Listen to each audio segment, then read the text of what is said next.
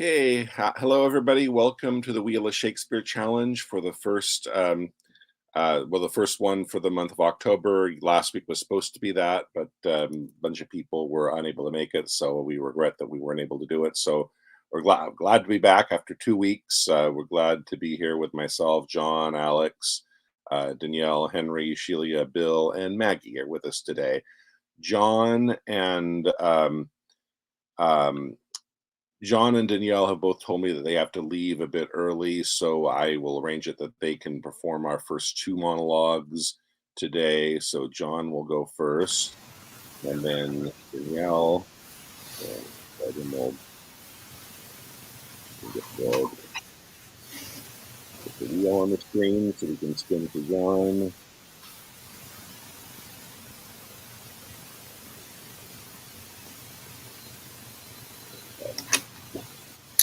Okay, here's the wheel. So John is going to perform. And around it goes.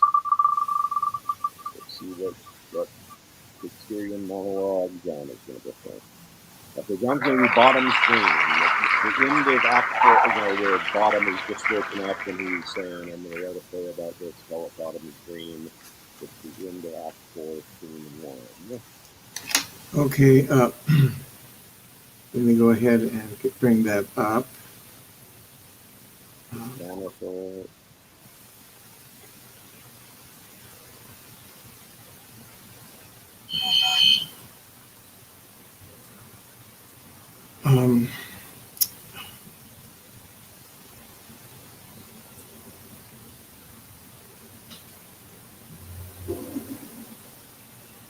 I'm almost there. Act 4, Scene 1, was it, please? Yeah, the very end.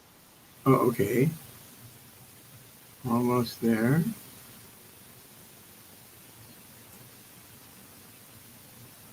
Okay. Okay, great. So whenever you're ready, go ahead. Okay, thank you.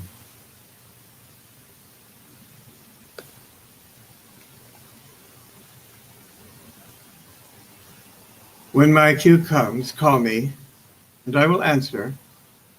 My next is Most Fair Pyramus. Hi-ho!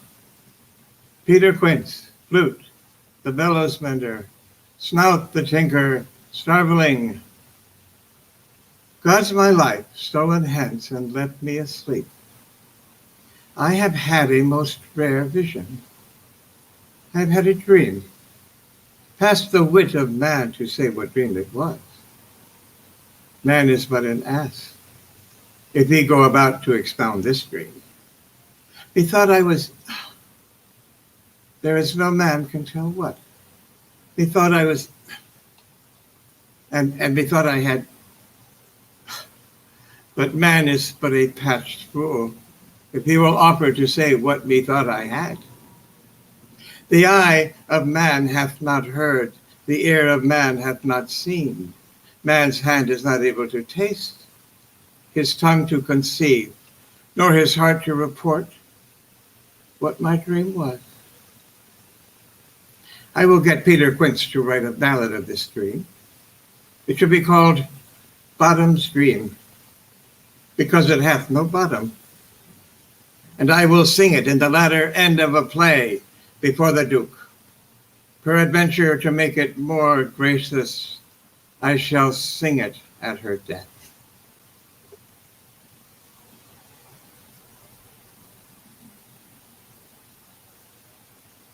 Okay, awesome.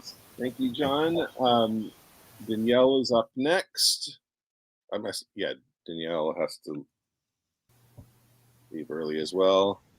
We're glad to have her back. She's been on vacation for a couple weeks, and we've been missing her, but we're real glad to have her back. Very talented actor to have back with us, and she will be performing.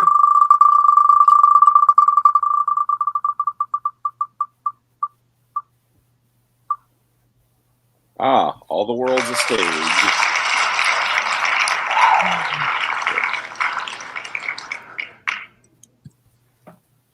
Righty ho. Well, thank you for that lovely welcome back.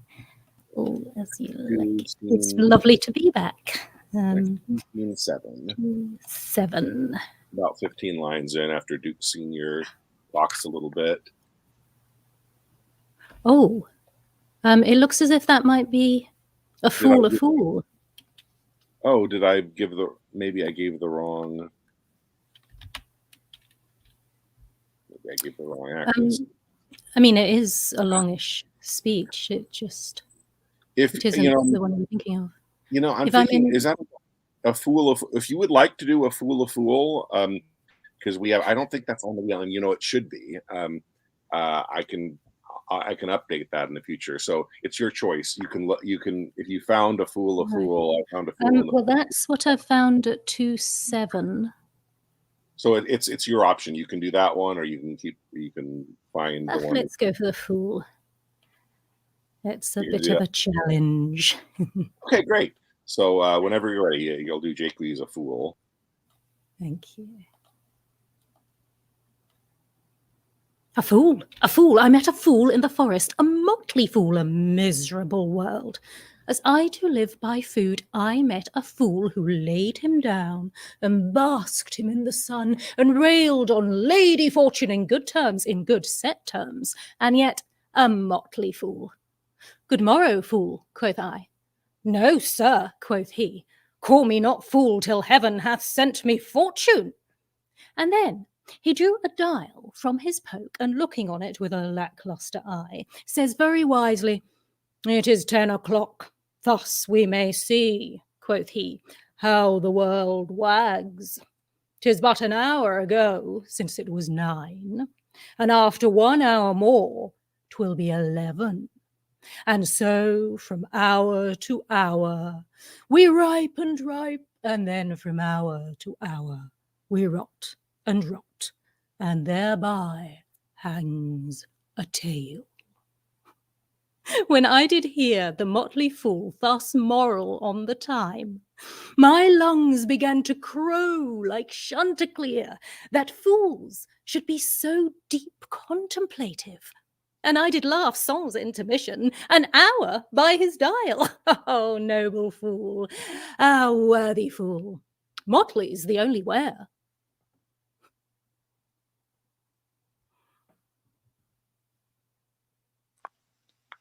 Okay, awesome.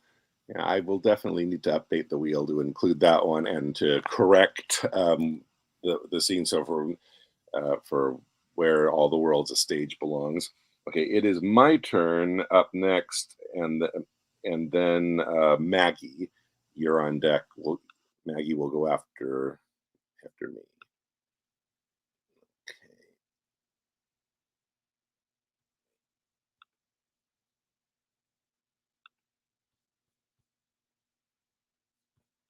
Okay, so I will be performing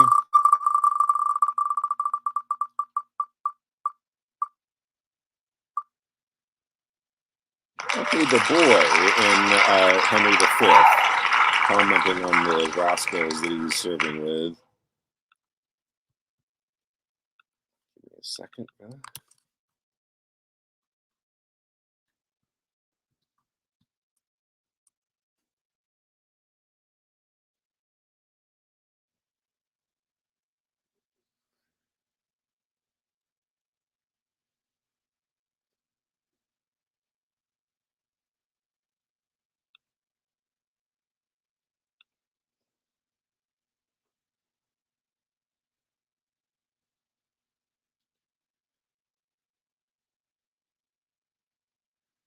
Okay.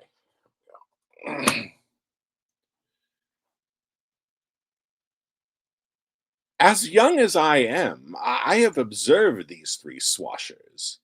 I am a boy to them, all 3, but all they 3, though they would serve me, could not be man to me. For indeed, 3 such antics do not amount to a man. For Bardolph, he is white-livered and red-faced, by the means whereof faces it out, but fights not. For Pistol, he hath a killing tongue and a quiet sword, by the means whereof he breaks his words and keeps whole weapons. For Nym, he hath heard that men of few words are the best men, and Therefore he scorns to say his prayers, lest he should be thought a coward. But his few bad words are matched with his few good deeds, for he never broke a man's head but his own, and that was against the post when he was drunk. They will steal anything and call it a purchase. Bardolph stole a lute case, bore it 12 leagues, and sold it for 3 halfpence. Nym and Bardolph are sworn brothers in filching, and in Calais they stole a fire shovel. I know by that piece of service the men would carry coals. They would have me as familiar with men's pockets as their gloves or their handkerchiefs, which makes much against my manhood if I should take from another's pocket to put into mine, for it is plain pocketing up of wrongs. I must leave them and seek some better service. Their villainy goes against my weak stomach, and therefore I must cast it up.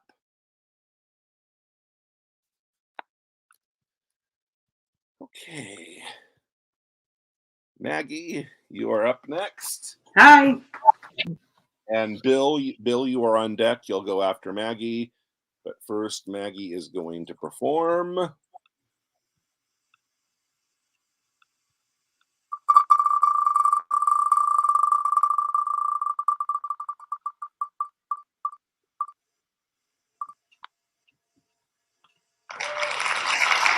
Duke Vincentio, the end of Act 3, Scene 2. I can't see it yet. Oh, okay. All right. Vincentio. Let me just measure 3, 2. Okay. There we go.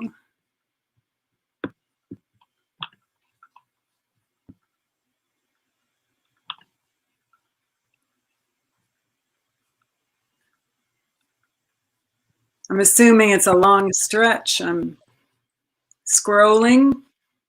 It's the very end of the scene. Okay. Okay. Got it? Yep. Okay. He who the sword of heaven will bear should be as holy as severe, pattern in himself to know, grace to stand, and virtue go, more nor less to others paying than by self-offenses weighing. Shame to him whose cruel striking kills for faults of his own liking. Twice treble shame on Angelo to weed my vice and let his grow. Oh, what may man within him hide, though angel on the outward side? How may likeness made in crimes, making practice on the times, to draw with idle spider strings most ponderous and substantial things? Craft against vice I must apply. With Angelo tonight shall lie his old betrothed, but despised. So disguise shall by the disguised pay with falsehood, false exacting, and perform an old contracting.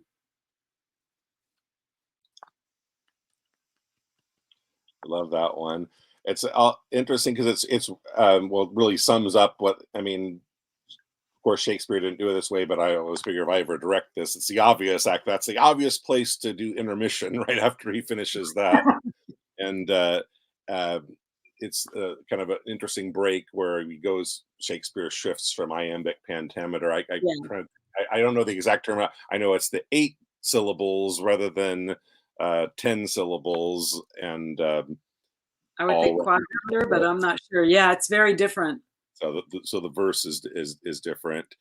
The significance of the beat. That's another thing that makes it the ideal place to put intermission if you're. Besides the fact that it is definitely the climax where you want to break, and he's summarizing, and the interesting Exactly change of the verse is one more thing that makes for an interesting transition. Okay, so Bill, you are up, and Shelia is on deck. Shelia will go after Bill, and first Bill is going to perform.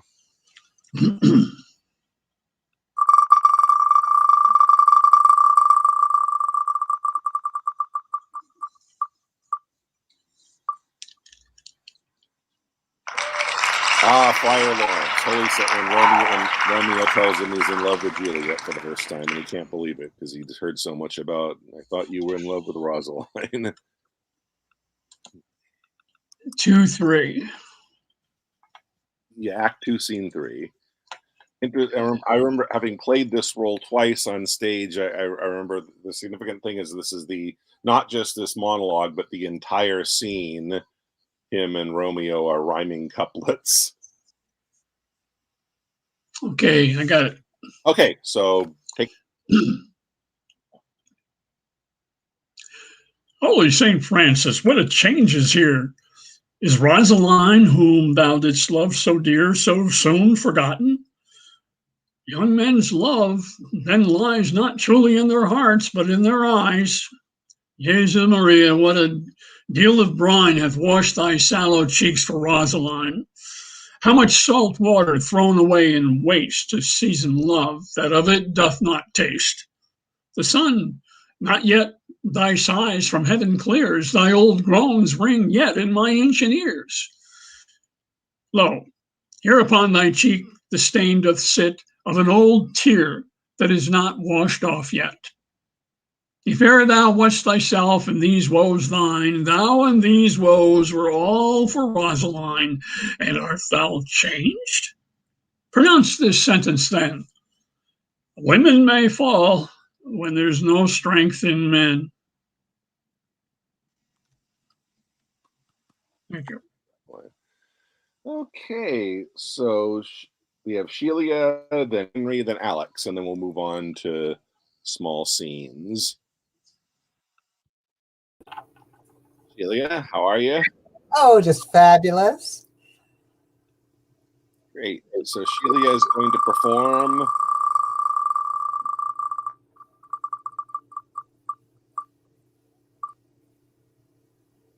Puck. Through the forest I have gone, but Athenian found I known. Okay. That's Act 2, Scene 2, Midsummer Night's Dream, about 58 lines in. Oh, goody. I'm ready. Okay, so let's go.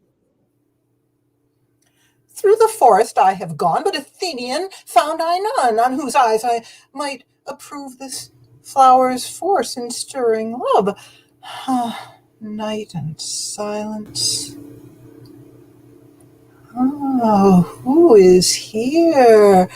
Weeds of Athens does he wear? This is he, my master said, despised, the 8th Athenian maid. And here the maiden sleeping sound on the dank and dirty ground. Oh, pretty souls, she durst not lie near this black love, this kill courtesy.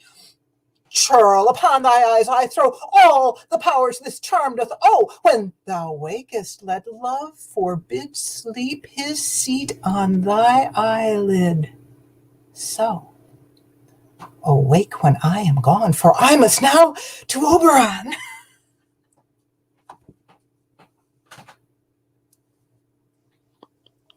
Okay. So next up we have Henry, and then Alex is on deck. He'll go last, and then we'll start our small scenes. Henry will do spinning the wheel, spinning the wheel.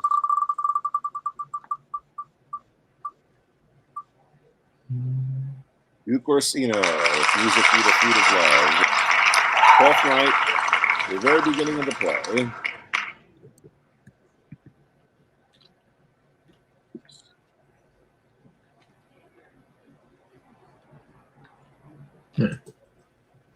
You got it?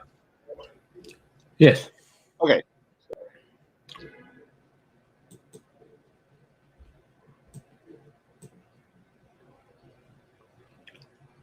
If music be the food of love, play on.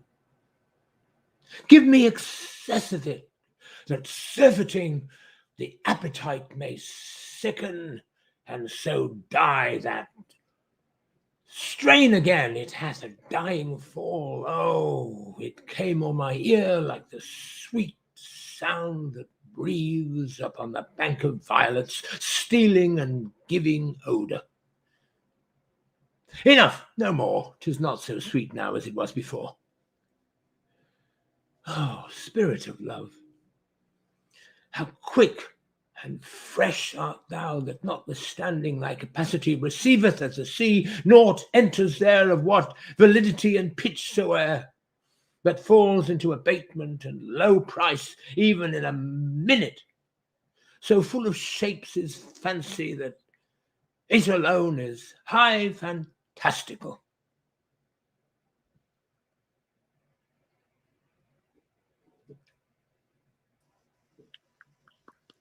Okay, very nice. Lastly, we have Alex. We'll do his Hello. monologue. We'll start our scenes.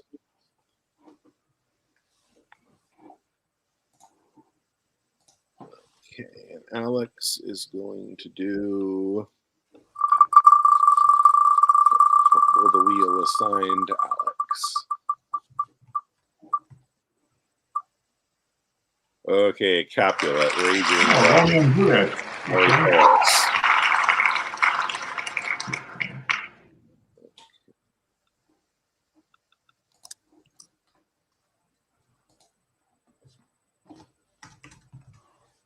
That's Act 3, Scene 5. Yeah. It's toward the end, I believe.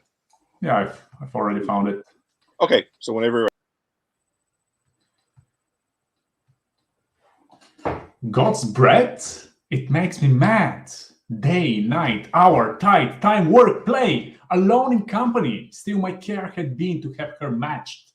And having now provided a gentleman of noble parentage, a fair denseness, youthful, and nobly trained, stuffed, as they say, with honorable parts, proportioned, as once taught would wish a man, and then to have a wretched puling fool, a winning mammet in her fortune's tender, to answer, I'll not wed.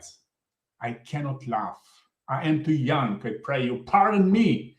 But you, as you will not wed, I'll pardon you. Grace where you will, you shall not house with me. Look to it, think on it. I do not use to jest. Thursday is near. Lay hand on heart, advice, and you be mine.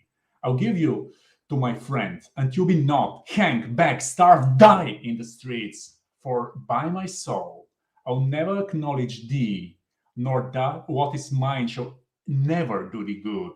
Trust to it, bethink you. I'll not be forsworn. Okay, very nice. So the two people that said they had to leave early, I made sure that they did their monologue. I made sure that they went first with their monologues, that we didn't miss that. John has left. I see Danielle is still. Danielle, are you still able to do a scene with us? Like if we arrange to make sure that whatever one you're in goes first, or I can't. Sorry, I've already put away camera. Hence, I'm just on Okay. one thing. I Okay, just well- enjoyed watching everyone. So thank you. Great to be back.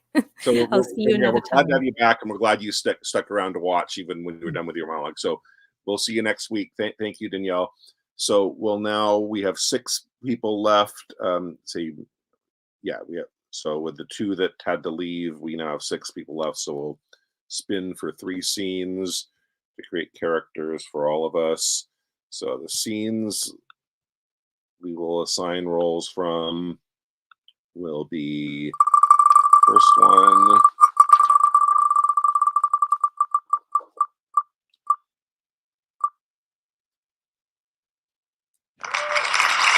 Hamlet and Polonius. I've been anxious to see this one. It's been on the wheel forever, and we've never spun it. What do you read, my lord? Words, words, words. So Hamlet and Polonius, Act 2, Scene 2.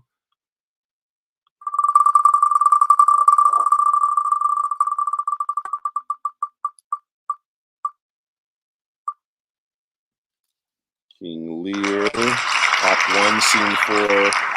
Lear and Goneril. And I think we put this one on here and said the Fool and Albany have a few lines here and there, and that just skip those. It's mostly about Lear and Goneril. We'll focus just on those. And one more scene for everybody.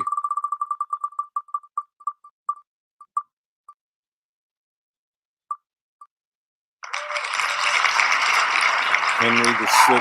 Oh, this is a great scene we haven't done yet. The dying Edmund Mortimer talking to Richard Plantagenet, soon to become Duke of York, who the father of the three brothers that then fight for the crown, and the Richard III.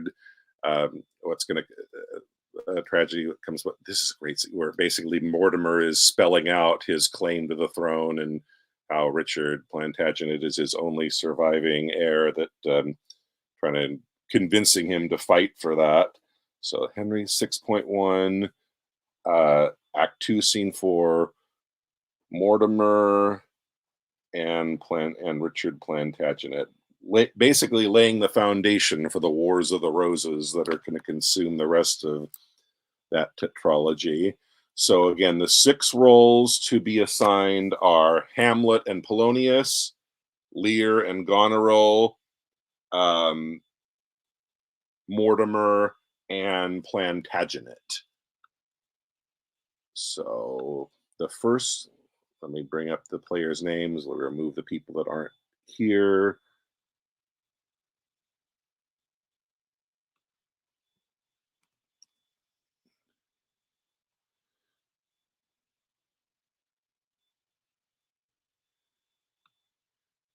So there's the 6 of us. Okay, so the person that gets to make the first choice among those 6 roles will be. This is a tough decision. The first scene I spun and the last scene I spun are 2 that I've been really interested to. I will go ahead and take. Let me do Polonius.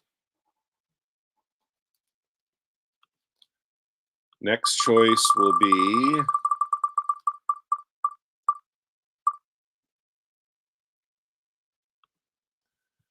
Bill. Bill, what would you like? Lear, please. Lear.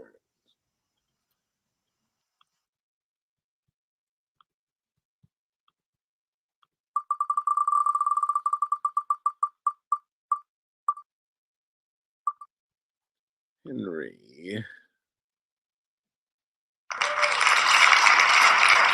Henry, what would you like? Goneril, please. Goneril.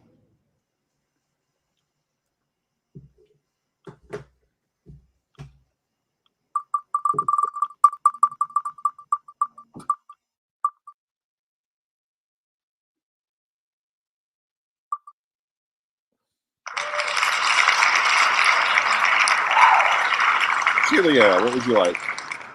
Oh, I just want to mention, I believe the Henry VI Part 1 is Act 2, Scene 5. Okay, so. And I believe I would like Plantagenet. Plantagenet.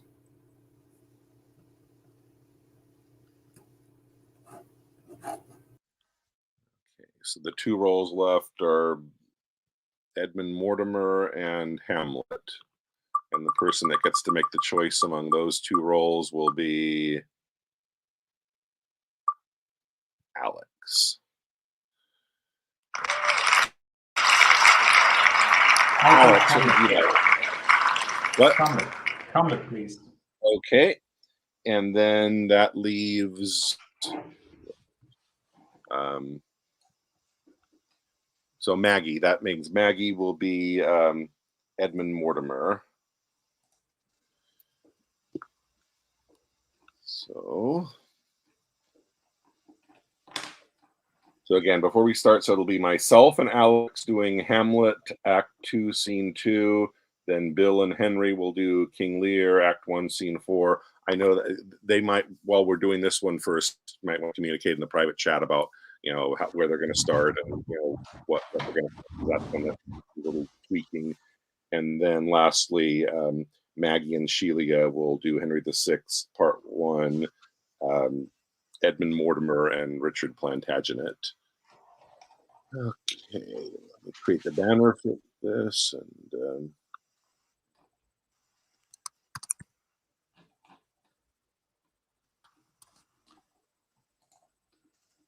Okay. Yeah, I have seen.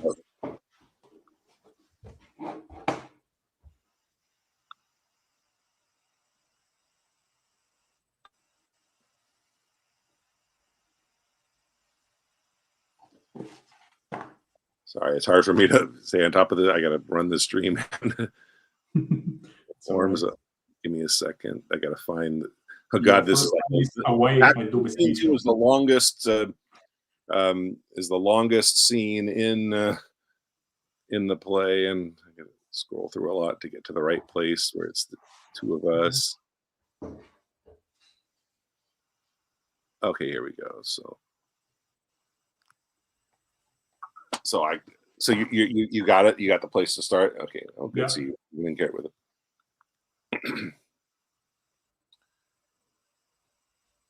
Away. I do beseech you both. Away. I'll board him presently. Oh, give me leave. How does my good Lord Hamlet? Well, God and mercy. Do you know me, my lord? Excellent. Well, you're a fishmonger. Not I, my lord. Then I would you were so honest a man. Honest, my lord. Aye, sir. To be honest, as this word goes, is to be one man picked out of 10,000. That's very true, my lord. For if the sun breathed maggots in a dead dog, being a god-kissing carrion, have you a daughter? I have, my lord. Let her not walk in the sun. Conception is a blessing, but not as your daughter may conceive. Friend, look to it. How say you to that? Still harping on my daughter. Yet he knew me not at first. Said I was a fishmonger. He is far gone, and I truly in my youth I suffered much extremity for love. Very near to this. I'll speak to him again. What do you read, my lord? Words, words, words. What is the matter, my lord? Between who? I mean the matter that you read, my lord. Slender, sir. For the satirical rock says here that old men have grey beards, and their faces are wrinkled, their eyes purging thick amber and plum tree gum, and that they have a plentiful lack of wit, together with most weak hams. All of which, sir, though I most powerfully and potently believe, yet I hold it not honestly to have it thus set down. For yourself, sir, should be all as I am, if like a crop you could go backward. This be madness, yet there is method in it. Will you walk out in the air, my lord? Into my grave. Indeed, that is out of the air. Pregnant is sometimes his replies are a happiness that often madness hits on, which reason will sanity could not so prosperously be delivered of. I will leave him and suddenly contrive the means of meeting between him and my daughter. My honorable lord, I will most humbly take my leave of you. You cannot, sir, take part from me anything that I will more willingly part without, except my life, except my life, except my life. Fare you well, my lord. These tedious old fools! You go to seek the Lord Hamlet. There he is. Okay, Thank you. So next up, we have Lear and Goneril.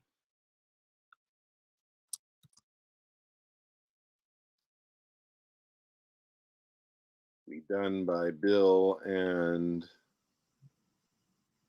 Henry. Have you two both found where to start from? You're Yes. ready to go? Okay. So whenever you're ready. Yep. Are you our daughter? Oh, I thought we were going from how now, daughter. How now? Where's how now? Which is a bit further, a bit nearer the.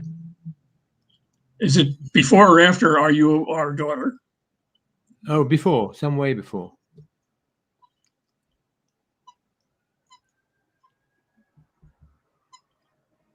How now, daughter? What makes that frontlet on? Methinks you are too much of late in the frown. Not only, sir, this you're all licensed fool, but other of your insolent retinue do carp and quarrel, breaking forth in rank and not to be endured riots. Sir, I had thought, by making this well known to you, to have found a safe redress, but now grow fearful by what yourself too late have spoke and done, that you protect this course and put it on by your allowance, which if you should, the fault would not scape censure, nor the redresses sleep, which in the tender of a wholesome weal might in their working do you that offence which else was shame, that then necessity will call discreet proceeding. Are you our daughter? Come, sir, I would you would make use of that good wisdom whereof I know you are fraught, and put away these dispositions that of late transform you from what you rightly are. Doth any here know me? This is not Lear. Doth Lear walk thus, speak thus? Where are his eyes? Either his notion weakens, his discernings are lethargy. Ah, waking? 'Tis not so. Who is it that can tell me who I am? I would learn that, for by the marks of sovereignty, knowledge, and reason, I should be false persuaded I had daughters. Your name, fair gentlewoman? This admiration, sir, is much of the savour of your new pranks. I do beseech you to understand my purpose aright. As you are old and reverend, you should be wise. Here you do keep 100 knights and squires, men so disordered, so debauched and bold, that this our court, infected with their manners, shows like a riotous inn. Epicurism and lust make it more like a tavern or a brothel than a graced palace. The shame itself doth speak for instant remedy. Be then desired by her that else will take the thing she begs, a little to disquantity your train, and the remainder that shall still depend to be such men as may besort your age, and know themselves and you. Darkness and devils, saddle my horses, call my train together, degenerate bastard, I'll not trouble thee, yet have I left a daughter. You strike my people, that your disordered rabble make servants of their betters. Woe, that too late repents. Oh, sir, are you come? Is it your will? Speak, sir. Prepare my horses. Ingratitude, thou marble-hearted fiend, more hideous than thou showest thee in a child than the sea monster. Detested kite, thou liest. My train are men of choice and rarest parts, that all particulars of duty know, and in the most exact regard support the worships of their name. Oh, most small fault! How ugly didst thou in Cordelia show, that like an engine wrenched my frame of nature from the fixed place, drew from heart all love and added to the gall. Oh, Lear, Lear, Lear, beat at this gate and let thy folly in and thy dear judgment out. Go, go, my people. It may be so, my lord. Here, nature, here, dear goddess, here. Suspend thy purpose if thou didst intend to make this creature fruitful. Into her womb convey sterility. Dry up in her the organs of increase, and from her derogate body never spring a babe to honor her. If she must teem, create her child of spleen, that it may live and be athwart disnatured torment to her.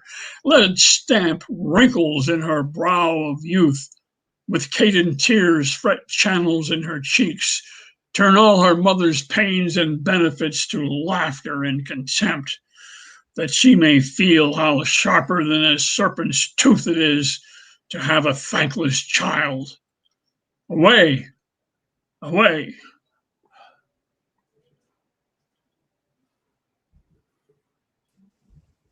Okay, awesome. Okay, lastly, we have Edmund Mortimer and Richard. Oh, I'm sorry, did I cut you off too soon? No, I said thank you, Bill. Oh, I cut you off too soon is what you were raising your hand to tell me. Okay, let's see. So we have Maggie and Sheila are going to be Mortimer. Now, I know you might want to, like, the jailer is there. This is if you don't want it, we don't have to. But I thought that there's also Mortimer has a good introductory monologue, and then after Mortimer dies, Plantagenet has a good closing monologue. But So start with "Enough, my soul." What I was thinking, if you guys don't mind, I'm not trying to give myself another part. I could just be I could put myself in as the jailer that has the 2 lines, so that way you get monologue start. I figure I'll start with just Maggie is on stage as Mortimer, and then I'll add myself as the jailer coming in, and then take this, and then once the jailer leaves, let Sheila in, and then the 2 of you will play the rest. Is that? That's fine with me. Yeah, I have a couple quick questions because I needed context here. This is Richard III that I'm playing. No, Richard III's father. Okay. The father of King Edward. All the 3 brothers that in Richard III are then squabbling over. Well, Edward is now the king because Richard he dies in the War of the Roses, which are being started here, and well, actually Margaret kills him in that great paper crown taunts monologue. Oh yes, I remember that one. and the other, just quick question. This is the start of him claiming the right to his claim to the throne for the Yorks. So he doesn't live to take the crown himself. He lives to see the Yorks victorious. So his eldest son Edward becomes Edward IV, and then the youngest son Richard. This chicanery that goes on in Richard III to become king. So this is the beginning of the Wars of the Roses. And my other question is, I understand I'm the nephew, but how do Mortimer and Plantagenet feel about each other before this scene starts? I think they're distant relatives. I think an uncle doesn't know him that well, and because Mortimer, because of his claim to the throne, he's in prison. He's been in prison all his life because of his trying to claim the throne through his inheritance through the 2nd son of Edward III rather than the 3rd. And so the Lancasters have thrown him in prison, and just on his dying breath, he said, I want to tell my nephew who doesn't know me that well. That's my impression. Say, but hey, you are my only surviving heir. The claim to the throne that I asserted that got me thrown in prison all my life. I'm dying now. I expect you to carry it on. And that lays the foundation for the Wars of the Roses and everything that happens in the rest of this tetralogy. So we're good to go? Yes. Yep. Okay, so we'll start. I'll take myself out. We'll start with just Maggie is on stage. You got Mortimer's giving a monologue, and then the jailer comes in, and then let me take myself out. Okay. Whenever you're ready, start. I hope my internet holds up. Okay. Kind keepers of my weak, decaying age, let dying Mortimer here rest himself. Even like a man new haled from the rack, so fare my limbs with long imprisonment. And these gray locks, the pursuance of death, Nestor-like age, in an age of care, argue the end of Edmund Mortimer. These eyes, like lamps wasting oil is spent, wax dim, as drawing to their exigent.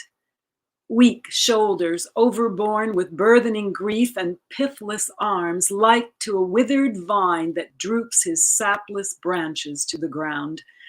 Yet are these feet, whose strengthless stay is numb, unable to support this lump of clay, soft-winged with desire to get a grave, as witting I no other comfort have. But tell me, keeper, will my nephew come? Richard Plantagenet, my lord, will come. We sent unto the temple unto his chamber, and answer was returned that he will come. Enough. My soul shall then be satisfied. Poor gentleman, his wrong doth equal mine. Since Henry Monmouth first began to reign, before whose glory I was great in arms, this loathsome sequestration have I had. And even since then hath Richard been obscured, deprived of honor and inheritance. But now the arbitrator of despairs, just death, kind umpire of men's miseries, with sweet enlargements doth dismiss me hence. I would his troubles likewise were expired, that so he might recover what was lost. My lord, your loving nephew now is come. Oh, Richard Plantagenet, my friend, is he come? Ay, my noble uncle, thus ignobly used, your nephew, late despised Richard, comes. Direct mine arms, I may embrace his neck, and in his bosom spend my latter gasp. Oh, tell me when my lips do touch his cheeks, that I may kindly give one fainting kiss, and now declare, sweet stem from York's great stock, what didst thou say of late thou wert despised? First, lean thine aged back against mine arm, and in that ease I'll tell thee my disease. This day, in argument upon a case, some words there grew twixt Somerset and me, among which terms he used his lavish tongue, and did upbraid me with my father's death, which obloquy set bars before my tongue, else with the like I had requited him. Therefore, good uncle, for my father's sake, in honor of a true Plantagenet, and for alliance sake, declare the cause my father, Earl of Cambridge, lost his head. That cause, fair nephew, that imprisoned me and hath detained me all my flowering youth within a lonesome dungeon there to pine, was cursed instrument of his decease. Discover more at large what cause that was, for I am ignorant and cannot guess. I will, if that my fading breath permit, and death approach not ere my tale be done. Henry IV, grandfather to this king, deposed his nephew Richard, Edward's son, the first begotten and the lawful heir of Edward King, the third of that descent, during whose reign the Percys of the north, finding his usurpation most unjust, endeavored my advancement to the throne. The reason moved these warlike lords to this was for that young Richard thus removed, leaving no heir begotten of his body, I was the next by birth and parentage. For by my mother I derived am Lionel Duke of Clarence, the third son to King Edward III. Was he from John pedigree, but being but fourth of that heroic line. But mark, as in this haughty attempt they labored to plant the rightful heir, I lost my liberty and they their lives. Long after this, when Henry V, succeeding his father Bolingbroke, did reign, thy father, Earl of Cambridge, then derived from famous Edmund Langley, Duke of York, marrying my sister and thy mother, was, again, in pity of my hard distress, levied an army, weening to redeem and have installed me in the diadem. But, as the rest, so fell that noble earl and was beheaded. Thus the Mortimers, in whom the tide rested, were suppressed. Of which, my lord, your honor is the last. True. And thou seest that I no issue have, and that my fainting words do warrant death. Thou art my heir. I rest, I wish thee gather, but yet be wary in thy studious care. Thy grave admonishments prevail with me, but yet methinks my father's execution was nothing less than bloody tyranny. With silence, nephew, be thou politic. Strong fixed is the house of Lancaster, and like a mountain, not to be removed. But now thy uncle is removing hence, as princes do their courts when they are cloyed with long continuance in a settled place. Oh, uncle, I would some part of my young years might but redeem the passage of your age. Thou dost then wrong me, as thou slaughterer doth, which giveth many wounds when one will kill. Mourn not, accept thou sorrow for my good, only give order for my funeral, and so farewell, and fair be all thy hopes, and prosperous be thy life in peace and war. And peace, no war, befall thy parting soul. In prison hast thou spent a pilgrimage, and like a hermit o'erpast thy days. Oh, I will lock his counsel in my breast, and what I do imagine, let that rest. Keepers, convey him hence, and I myself will see his burial better than his life. Here dies the dusky torch of Mortimer, choked with ambition of the meaner sort. And for those wrongs, those bitter injuries which Somerset has offered to my house, I doubt not, but with honor to redress. And therefore haste I to the Parliament, either to be restored to my blood, or make my ill the advantage of my good. Okay, awesome.